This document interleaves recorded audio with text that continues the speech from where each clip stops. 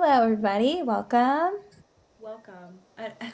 Welcome to a night pod because last time we were here, we said, wow, we have so much energy. It's a day pod, but now we're in a night pod. We work with what we got. So, Yeah. good evening, everyone, I guess. Welcome to this is episode 58. So, thanks for 58. being Moving here. along. I know, this is so exciting. We figured that we would just keep it rolling with our little series on trauma and all the things so that we could give you guys a really big picture of the huge topic that is trauma and traumatic things. So, yeah. Trauma. So, last episode, go back and listen. We gave you a very general intro to trauma, some of the things that contribute to it, some of the ways that trauma can come out, the ways that we define it, some things to look for, etc. So, today we wanted to get into some nitty gritty. Nitty gritty. Yeah. So, one of the things that we always see with patients or clients who come in with some kind of trauma response is physical symptoms and like almost like muscle memory of the things that have happened to you, right? I know. And it's like, oh, it's a knife to the heart. I'm sick. Oh man, and it's really like it's not obviously funny, but it's one of those things that when someone describes it to you, if you've been there, you feel it, and it's really just ugh. Well, I think the frustrating part when you said that, and I say this a lot to any of my clients or friends self with like trauma, right? Like one of the most I put this on our TikTok because like it made me sad when I thought about it. I think one of the hardest things to accept about trauma is logically you can know how it works, Yeah. but it doesn't stop your body from like Hmm. reacting. Like Yeah. that's why I even put like the Body Keeps Score as like a good book when I was trained in trauma. And when it talked about it, it was just teaching you how like your body is the thing that's going to store your trauma way before your mind is.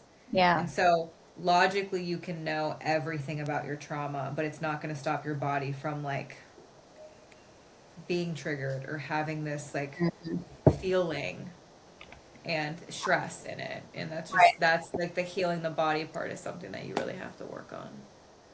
Yeah, and I think it's so crazy because in reality, that's one of the reasons why trauma healing is so difficult because it isn't just that cognitive piece of understanding the things that are triggering to you, understanding what happened and how you felt about it, but it's, well, when I feel this way, I shut down. When I get this feeling in my body, it reminds me of. And your body is like a totally different animal to try to control and work through and be okay with some of those feelings because very often it's not like a little goosebump, right? Usually it's like something pretty significantly dysfunctional, Right. like nausea or migraine headache or something like that. So when someone comes in to you and is describing, well, I feel like I had this thing happen to me, and I always get these like psychosomatic symptoms. I always get like a very aversive response. Like, how do you talk to someone and describe to them, well, that's part of your trauma response? How do you explain that? Because I think people see bodily responses as one thing and then emotional responses as another. Well, I mean, I think that's a hard loaded question, so I'm trying to like, where do I start? I think a lot of it is first realizing where, like, being curious about that's what's happening in your body, because most people aren't, right? They're just like, I don't know what's happening. I just feel horrible, right? And I think it's really, really, really hard to sit with yourself and be like, what is this thing coming up? Especially when Yeah. it feels big. Like, we talked last week too about like visceral reactions or like when your body's having such a traumatic response of like it feels so big. I always say Yeah. if it feels bigger than a normal emotion, right? Like, oh, this is sad, this is frustrating. You're like, what is that? Yeah.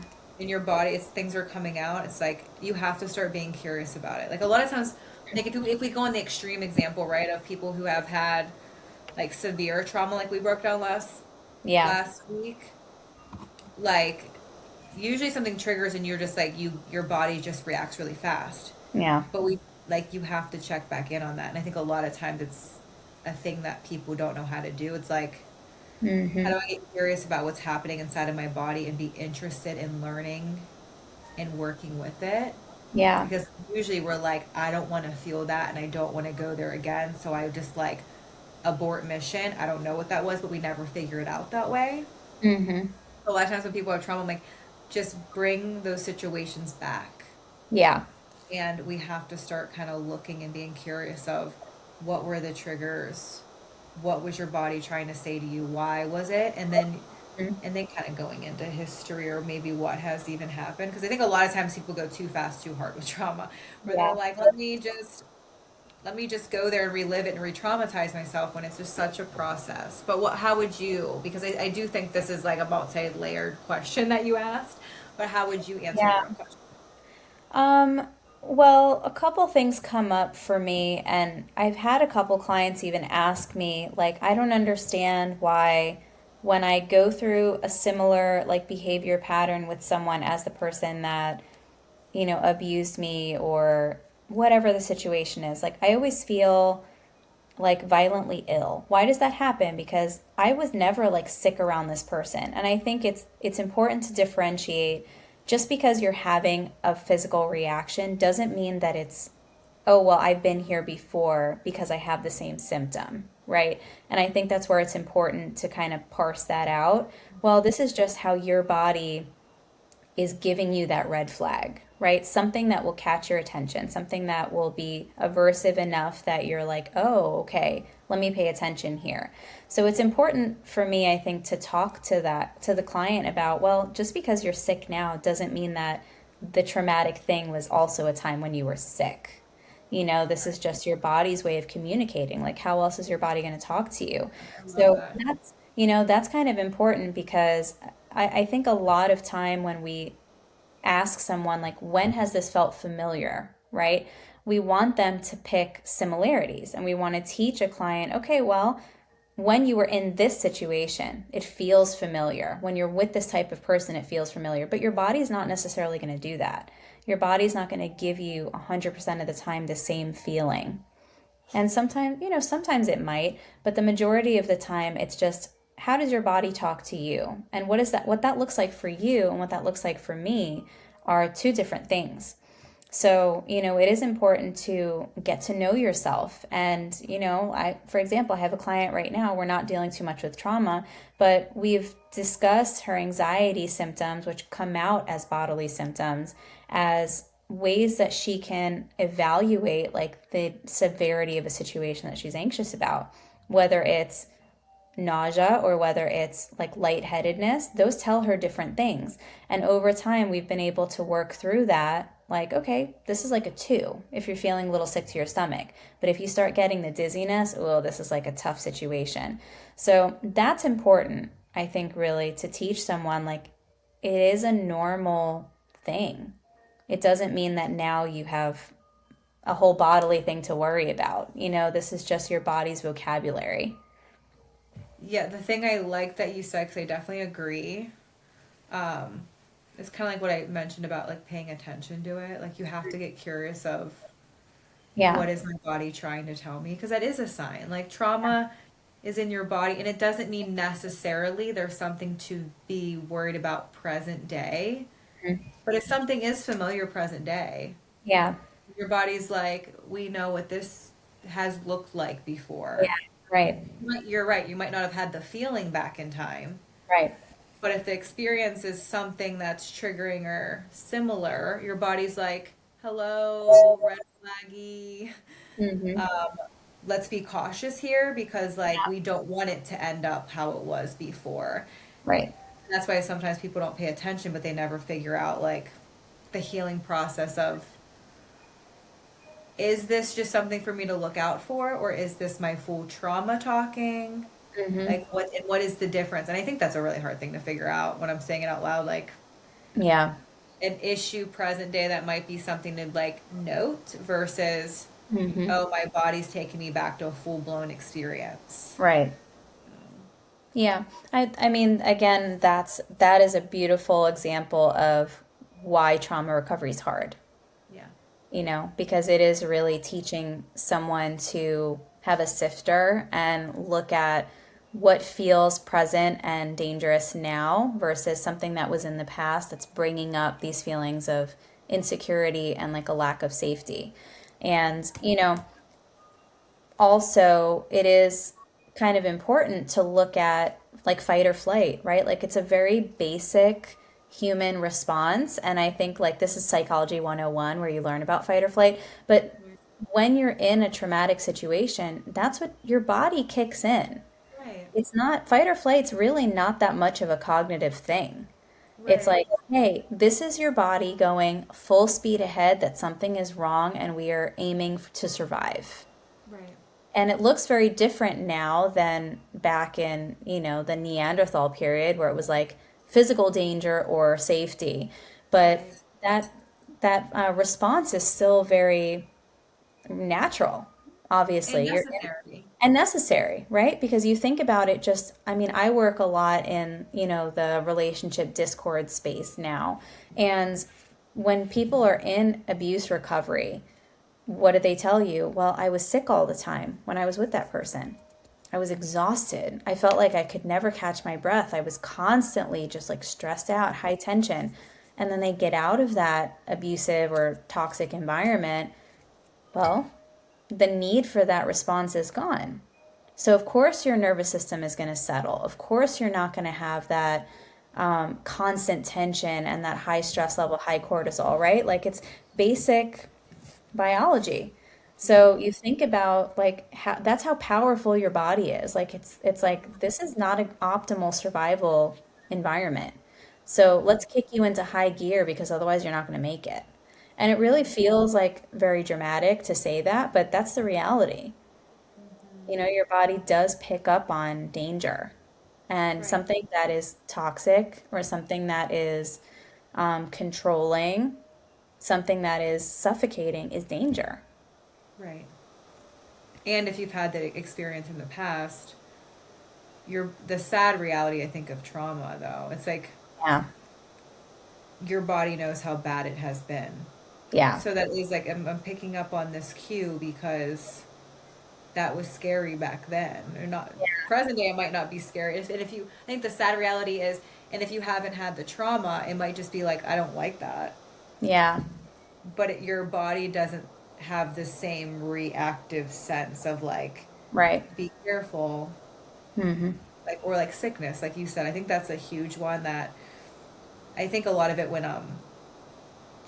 when you have clients that have like severe panic attacks and don't know where Yeah. they come from, or I had a client like that would vomit often. Yeah.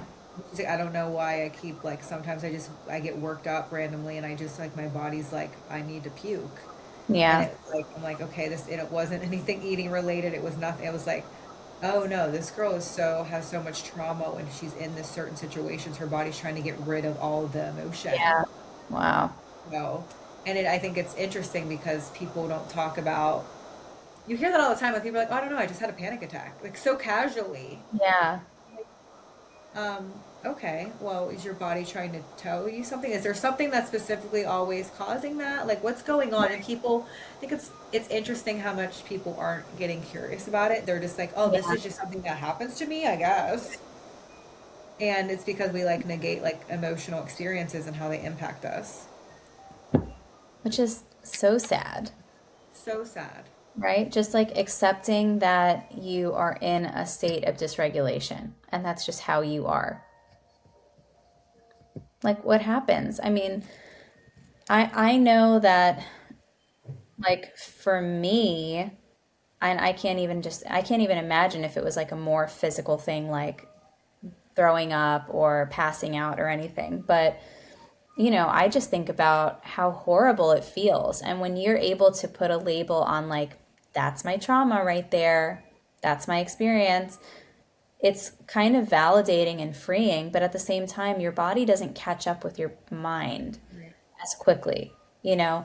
I mean, even like when you and I have talked about things that we've kind of had a eureka moment, like, wow, that was what that was, you Right. know?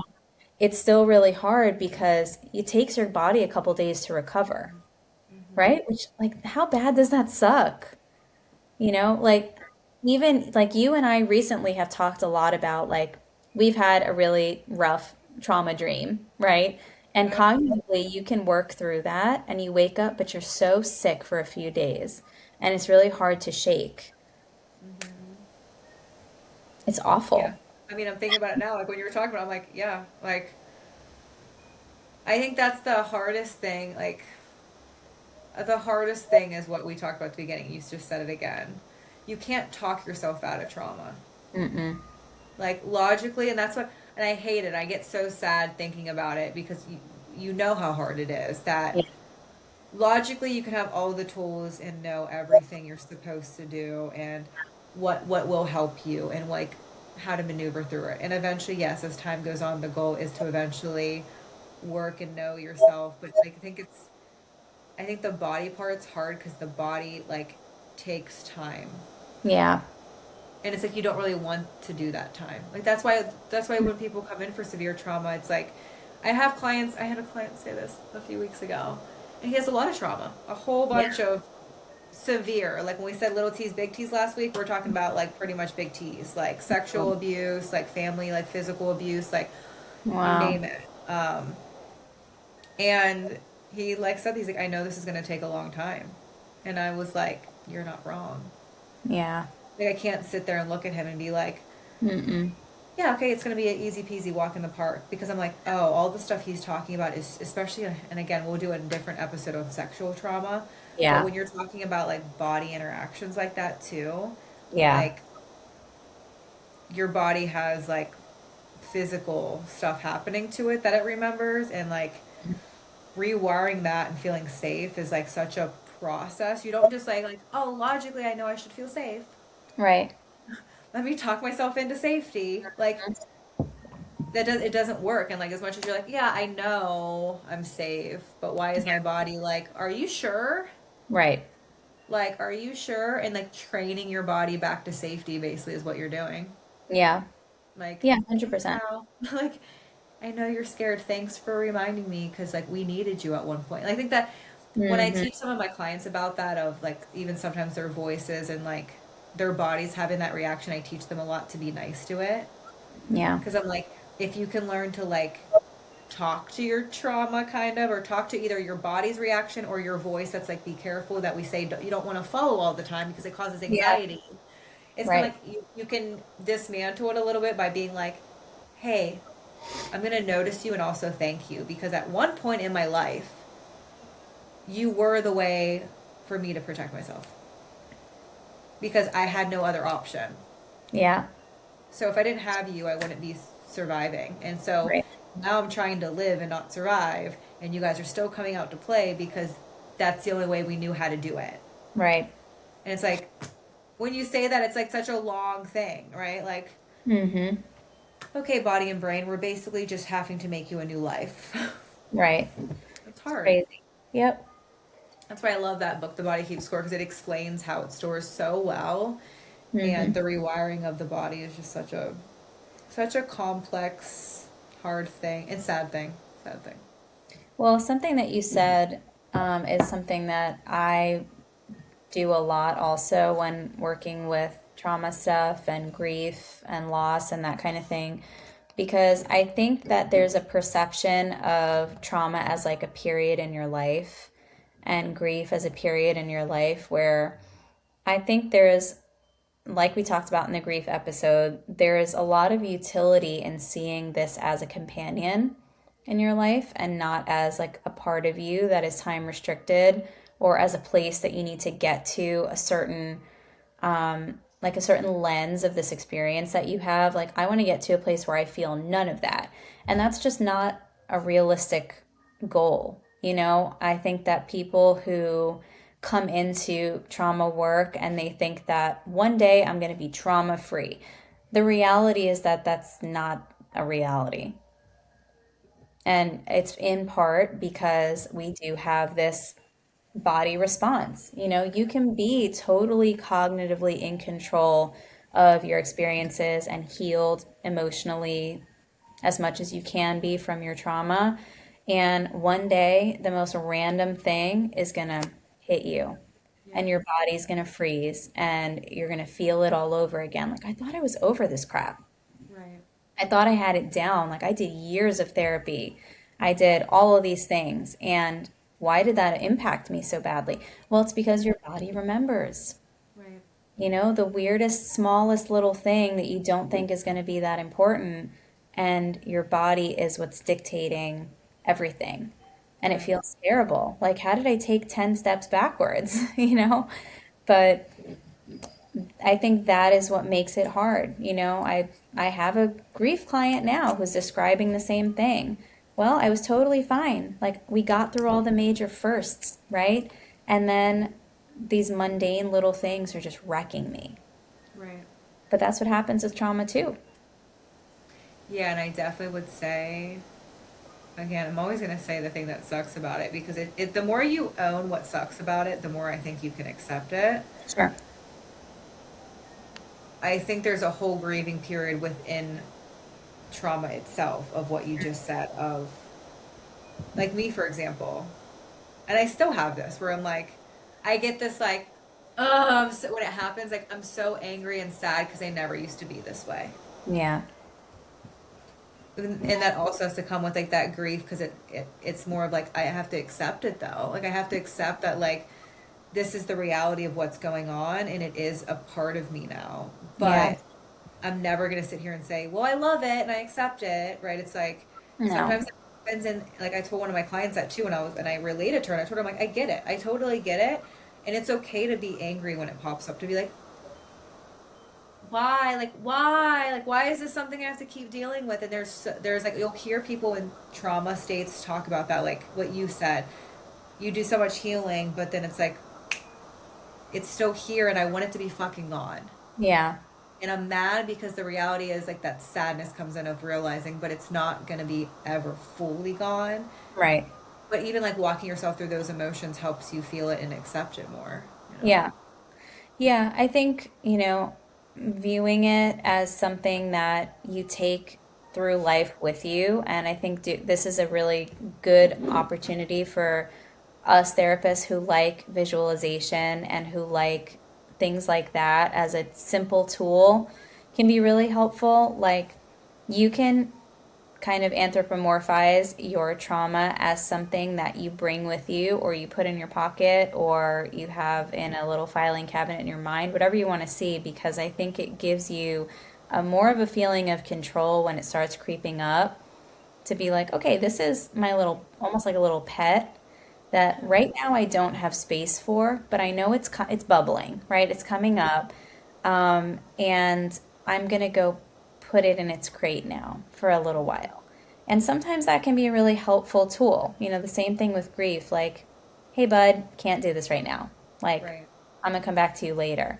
And I mean, I know that that can be, it sounds really silly, but sometimes I have clients like even draw what they envision their trauma or their grief to look like, and like a little monster or a little animal or something, whether you want to make it look cute so that it's Right. more something you accept and you're like, hey, not now, I'll play with you later, or something really scary that you want to put distance between yourself from, you know? And I think it's really just person dependent, but I think it gives you a sense of like, this is how I picture this thing in my life.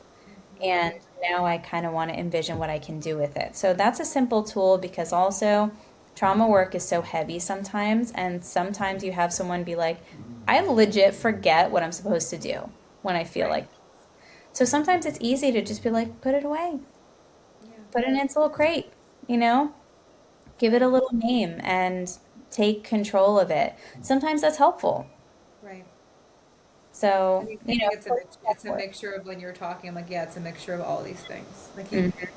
it's like realizing it's like that self work you have to do of, again, an individual experience because everyone's going to be different, of Yeah. what things work and when do things work and when, how do I want to handle it Yeah. once I realize how to work with it. And Yeah. it's a hard experience, you know, and I feel sad saying it because a lot of people with trauma just feel so stuck, Yeah. you know, because it just keeps happening. And it's like, ha- I think our main topic of what we're even on is like accepting it. And a lot of people are like, I just want to get rid of it. Yeah. And I hate that for everybody because there's a sadness in just owning it. Like, it's like when you do parts work, you know, when people, it's like, Yeah. how do we look at parts of the self, and Mhm. how do you look at old parts of yourself, even like younger versions of yourself, but like the parts of yourself you want not really love, but you know that it's still part of you. Like Yeah. I can be stubborn, but go, you know what? Like I know I'm stubborn, and sometimes I like it, and sometimes it works again. But you're like, okay, that's a part of me. And if you have trauma just becomes like, okay, it's another part of me that I have to learn that it's flawed and I don't love it. But the more I try to hate it and like make it not a part of me, the worse it's gonna get. Yeah, you like end up inflating it a lot because it is so integral to so many like core beliefs that you have about yourself and now patterns of behavior that you've created to not go through that again, that it's really very much like invasive in so many parts of you that when you push that away, it's like pulling all the rest of it. All the rest of you comes out with it. You know, your strength, okay, well, your strength is really awesome, but it's what's protecting you from part of that. So then that's drained. You know, your humor is drained because you're pushing that away. Um, so yeah, I think acceptance and liking it are two different things. Right. I'm never gonna sit here and say I always am like you're not. I probably use that what now that I'm saying it out loud. I'm like I use that multiple times a day. Like Yeah. I hate that I have to say this out loud because you're not gonna like it. And a lot of it's a me about to tell you Hmm. how do we look at this and not try to get rid of it and accept it more as part of you. And people, I always buffer it with that because the reality is like I know I'm like okay I'm here to sit in the suck with you and just kind of like be honest and blunt with you that this isn't going anywhere and I'm not going to sugarcoat it like yeah I can save you. I'm a therapist and we're going to do so much healing that you're going to be like all day every day baby, you're going to feel you're never going to have triggers and activations Yeah. ever again. It's like that's bullshit. Like I'm Yeah. here to help you. Again, like we said, everything mental health. A lot of times it's how do we work with this, Yeah. which people don't like Well, to hear because a lot of yeah, times people people come don't in like like, that. I want to get rid of this thing, and I'm like, well, we can lessen it. Like the goal is to make it smaller, right? That is the goal. Like I'm not going to sit here and say it's going to feel. No, I don't want you coming to therapy and you working on trauma and it feels super big all the time. Like that's not the goal. The goal is to shrink it, yes, to have it less or to have it come up and you not be as scared of it, yeah. Yeah. But it's still going to be there in waves. It's just like grief. So shitty. So fucking shitty. Yeah. I love That's my trauma clients though. I love it. well, because it's rewarding work. And I think when you see progress in yourself or in a client, you're like, that's a party. Okay, we're gonna Yeah. party for that because that was really big. That was Yeah. big. Like, meet your trigger head on and be like, okay, Yeah. that didn't hit me as hard. That was like a 6 out of 10 and not a 9 out of 10. Like, that's the point, right? We want to make sure that your tolerance is going up. Right. And it is. It is rewarding when you're. I had a client. I love her to death. 'Cause I'm thinking about her, and again, she had sexual trauma, and we've worked on it so much. Where she's like, she didn't have a trigger for a. It was probably the longest she's gone. And then like 5 months later, I virtual session. Girl pops on the screen, tears in her eyes, and I'm like, Mhm. "Hey, babe, what's wrong?" And she's like, "I it happened," and I'm like, "Come on." She's like, I know. I like she was cute about it. Like it was like this cute, and I knew she accepted it. Yeah. It was like she did what I said, right? She was Yeah. like, it was one of those moments, Alessia, where it just, I looked at my partner and was like, I just fucking hate that this still sometimes happens. And she's like, I had Yeah. that moment of anger. I had a day, but she goes, But you know what? But then I was really proud because it only lasted a day, and usually it used to like Hey. consume me for the week. And I'm like, that's a win, baby. Like, Yeah. you can get through a day. And she's like, and I knew it was like, I trusted that we weren't going to be stuck in it because a lot of times people in trauma will be like, I don't want to go there because I don't want to get stuck in it. Yeah. And so to hear her say like I trusted myself not to stay stuck in it. I knew I just had to feel about it and get it out and Yeah. like be more curious about it. And then I moved on.